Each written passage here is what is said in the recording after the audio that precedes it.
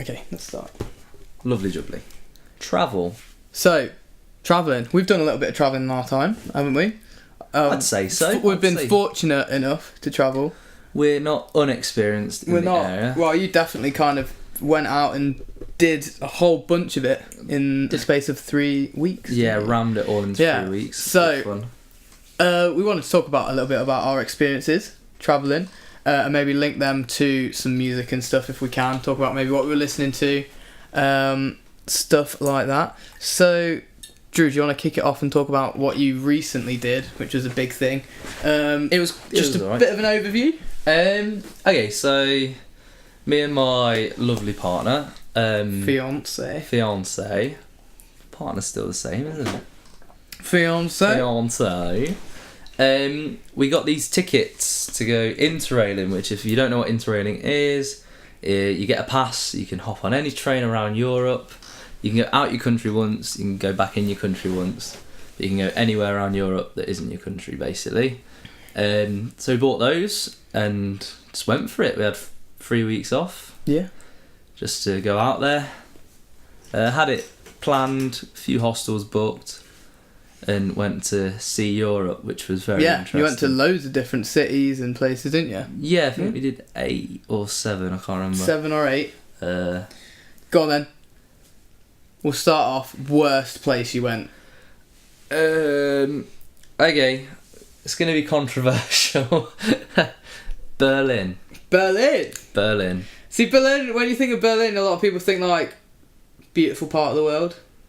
Nice place to go, maybe, even.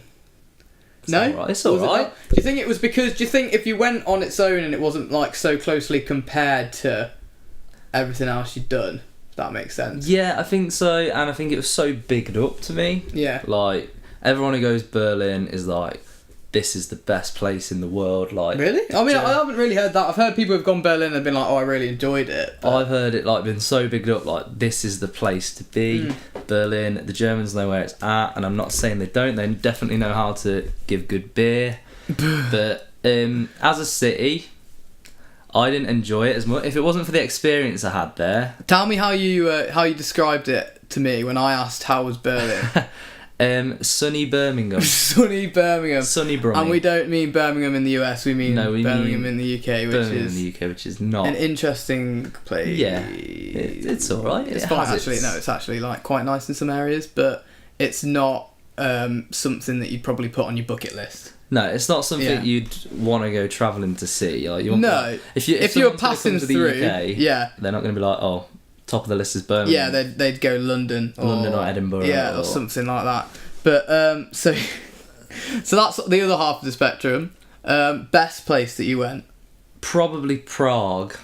Yeah, I do like Prague. Yeah, that was awesome. I went to Prague a few weeks after you. You did, yeah. And I thought it was amazing. I didn't have it so close to other cities that I'd been to. So how did you find it having? I mean, what number on your trip was that? What number city? So we did Amsterdam. We did that for a day. Alphabetical order, I like it. Amsterdam, Berlin. Czech Republic, so Prague. Yeah. It's not Czech Republic. Yeah, that is where I went. Yeah, and that is where I went next. Yeah. So we went Amsterdam for a night, then we went Berlin. Yeah. Prague. So would you think Prague was a nice lift from the disappointment you felt in Berlin? Yeah, I was checking I got that in order. So Berlin, Amsterdam was amazing because we'd been there before. And you wanted to go? Did you only go for a night? We went for one night. Because you'd been for like 3 days before or something. Like 6. It was like a full-on week holiday. Which was awesome. Very expensive, but awesome. I still haven't been, and I'm so mad at myself. Go to Amsterdam if you're watching this and you can go. It's very expensive. I want to go though. Yeah, we should go. It's totally worth it. Should we do it? £35 train. I'd do it. Let's do it right now. Let's go. See you later, guys. We'll go in vlog mode. But no, Amsterdam's awesome. Berlin, again, like I've just said, wasn't as lived up. The only reason I enjoyed it as much as I did because we met some quality people there.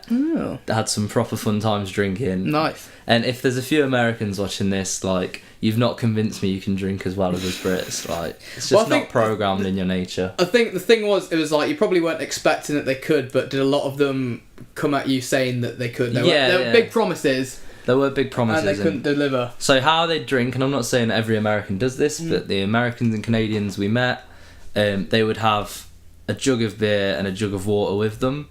And they would alternate between the two every time. So every time they did their beer, they'd have some water, which is sensible. It's the thing that I think all your parents tell you to do, but no one is ever going to do. It's very sensible. And it's very sensible, and it does prevent a hangover. But it does. Who's got time? Exactly. You've got drinking to be done, and you just got to hit it at full force. If you came into the UK and you went to a club or a pub or went out for a night, say you're in Spoons, and you see a lot of people and they've all got 2 drinks in their hand, they're both going to be beer. If you went out and 2 drinks in your hand, one of them is beer or, whatever you want, G&T, whatever, and the other one's water.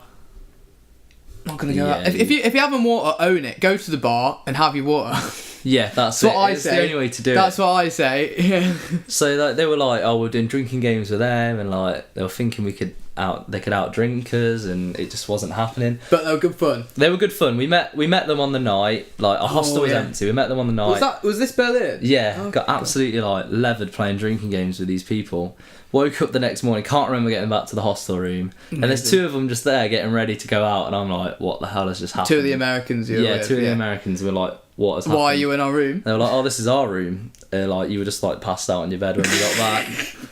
So it turned out the people that you were having a laugh with and getting pissed with the night before were in our room. Yeah, didn't even know. I just know that one of them, I did kind of pick up on one of them being asleep when I got in there, and I was like, I kind of know you, but I don't know where from. Yeah.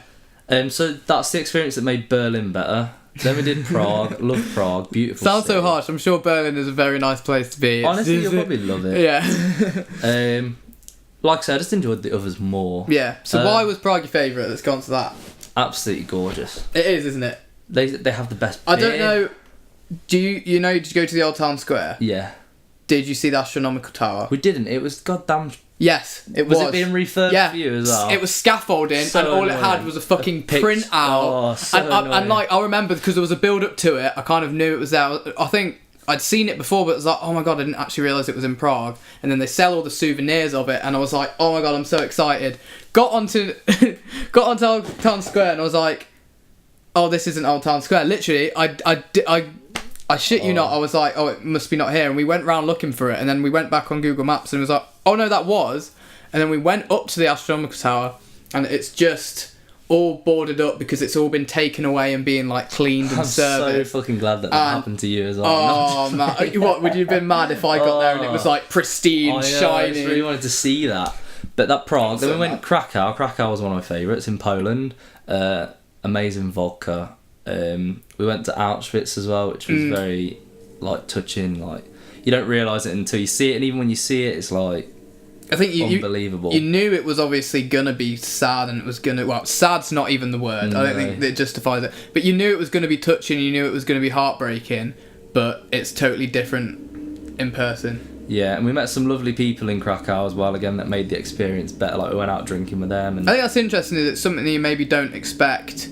I mean, if you go travelling on your own, you're obviously gonna meet people and stuff. But I think maybe because you went as a couple, you half weren't expecting. Was it fair to say you half weren't expecting to meet so many people? Yeah, I guess. Like, I don't think you ever expect to meet as many as you do. Like, I think when people are travelling, they're in a different mindset, and they're almost like, people are more approachable. This is just like the British way. I think probably Americans and like Aussies and everything, they're probably more open in their everyday life. But I think British people, they're only open. Quite reserved. They're only open in several environments. They're quite closed off otherwise. But when you're travelling, I think everyone in that hostel is like approachable. And when there's beer as well. When exactly. There's beer involved, it's so much easier. Yeah. Like, we met some. Even if you've only taken one sip, suddenly your confidence is boosted. 100%. Because you've got a beer in your hand to hide behind. But we met like Canadians in Berlin that we then met in Prague, so they were going at the same time as us, and we had some people. That's cool. People we met in Krakow. We actually were on the same train in from Prague. We were in the same hostel, obviously. We were booked onto the same Auschwitz tour. Then we were on the same train out into Budapest. So you were kind of with them for a while then? Quite a while, yeah. But it was just cool. Uncanny how like. It was like, four things it just that are like the same. coincidentally you just happened to be doing this stuff. Yeah, but that was awesome. Vienna is beautiful. Oh man, I'm jealous. The hostel we stayed in was shit. Was that the worst hostel you worst stayed hostel. Literally, Aaliyah, my partner. That's what surprises me. It's like you think Vienna would be like. You think it'd be like pristine. One of the best. Aaliyah like leaned over the side of the bed and there's just like this pile of I think it looked like vomit, like dry vomit. God, no. Like, we're here for like a good like few days. Well, it wasn't like an overnight thing. It was it was a good few days in that one. Oh man. But the actual place was lovely. No, yeah, I think you just kind of think that in those situations, like the point of a hostel isn't to hang around in a hostel. Like I think some places where you've got a nice hotel room, like some people stay there for a few hours maybe before they go out and do stuff. But hostels, like literally, it's a place to whack your sack. Whack your sack. Yeah. Exactly. Go to sleep and just like go out. That is literally what it's like it's there to store your stuff and go to sleep. All the other time should be spent outside the hostel. And then we had a pretty good journey apart from like I thought a lot would go wrong. Like you're relying on trains. Well, the thing is, it's like you're out there. You're on your own, and like you're travelling. It's not like a straight holiday thing where it's like you fly to one place, you're there for a week, and then you fly back on that other place. It's like you're travelling a lot. And what happened was on the way from Vienna to Paris, it was 3 trains, and the first train was delayed, and that caused us to miss the next train. So you just offset your whole schedule. Like. And then the train that we had to reserve and paid like €40 each to reserve, we missed that. Oh man! And we had to get into Paris because we booked a was hotel it a night instead. Train? Did you take any? No, we did do a night train, but that wasn't the one. And it was like, oh no, we've paid to reserve this. But luckily, we went into the train station. The people that like they just sorted it straight away. They were awesome. Oh. And then in Paris, we did like Disneyland and stuff. So to round it off, so it was awesome. Very nice. I could talk about it forever, but then you've also got your travelling that you did quite a few years ago, but probably about 3 years ago. 3 years ago. When I went to the US of A, that was a good one. We went. Morning, Mr. Trump, if you're watching this. That was pre-Trump, so it's fine. That was alright. That was that's alright, isn't it? That was when it was good. No, so we went on a family road trip with an RV. Mainly around. Well, the first thing we did is we flew to San Francisco for 3 days. And that was amazing. I wanted to stay there longer, to be fair. But we saw, obviously, Golden Gate Bridge. And we saw not Auschwitz. Auschwitz. Obviously, we saw the Golden Gate Bridge. And then we went over and saw Alcatraz. We saw Alcatraz, which was sick. I knew it was going to be cool, but, like, you go over there. And obviously, it's a prison island. And everything is just exactly the same as it was. And you get an audio guide. And you, like, hear stories about the prisoners because it didn't shut down necessarily that long ago. No. It was just really cool. San Francisco is a very kind of trendy place.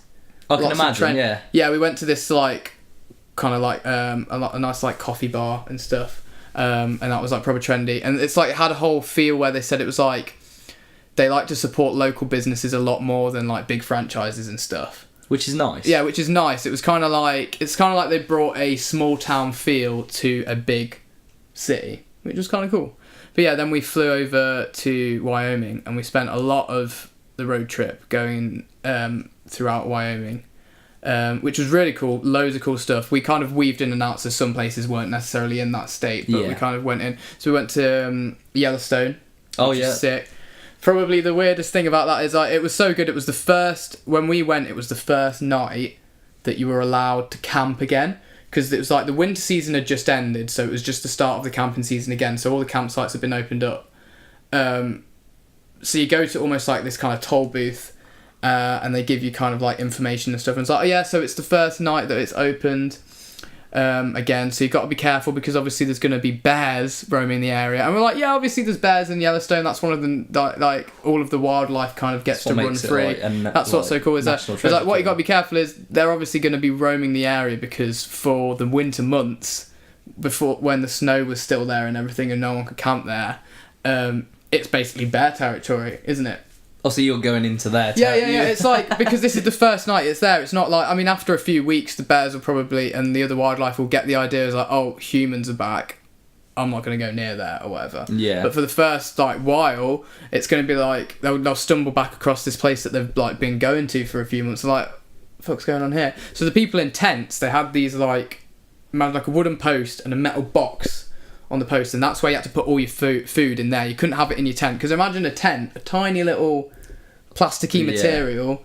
It's not going to be a lot for a bear claw to go through that. I mean, no, it wouldn't really, would it? We went into the toilet block. Obviously, we had toilet on the RV, but you don't want to use it like if you don't have to, because you got to empty that shit. And that shit. Literally. Like, I remember, like, you'd have to like put on gloves and you'd have to get the pipe out. Get your hands and filthy. You'd have to like put the pipe in. And then sometimes if you didn't connect it properly, well, we won't go into it. Bringing back happy memories. We went into the toilets, and there's kind of like a notice board on the toilets, because that's almost like the only place they can put it.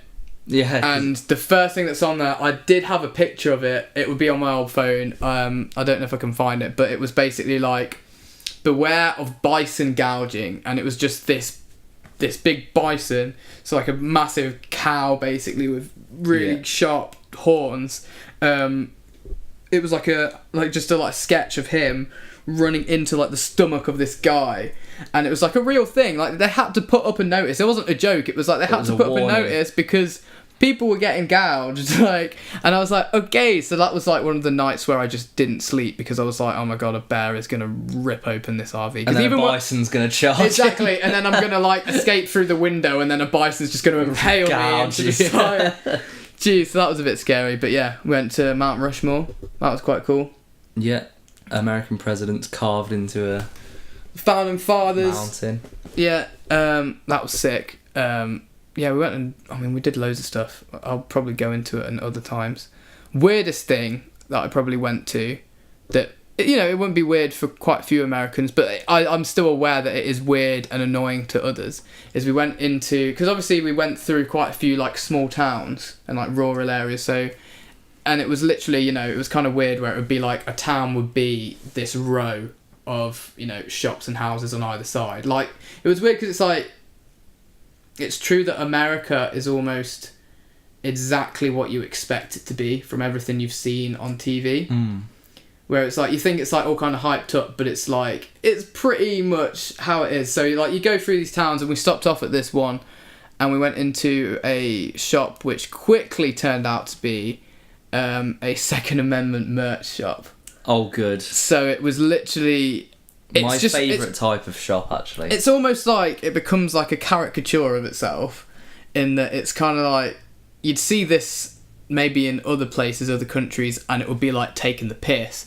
But this is fully serious caps saying, "Don't steal my guns," and all the merch you could think of. Well, a big stereotype for America from us Brits is that, isn't it? But, you know, you got to remember, that was in a more, maybe, you know, in a rural area, so it was what we were expecting to see. It's like real, isn't it? Yeah, it was real, and it was what you were expecting it to be.